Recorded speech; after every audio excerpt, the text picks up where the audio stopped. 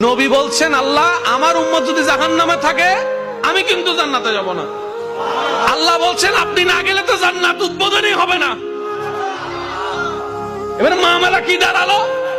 আল্লাহ পাক বলে যে আমি তাহকামুল হাকিমিন নিজেকে বলেছি, বিচার না করলেও তো জিনিসটা সুন্দর হয় না।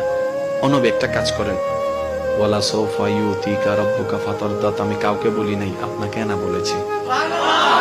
আমার সাল্লাহ কাইল্লা রাহমাতাল লিল আলামিন কারো সম্পর্কে নাজিল করি নাই, আপনাকে দিয়েছি।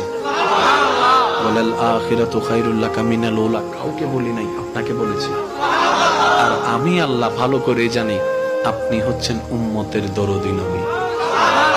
আপনি নিজের জন্য কাঁদেন নাই, সন্তানের জন্য কাঁদেন নাই, পরিবারের জন্য কাঁদেন নাই, নাতির জন্য কাঁদেন নাই, যত কেঁদেছেন জীবনে সবকিছু উম্মতের জন্য।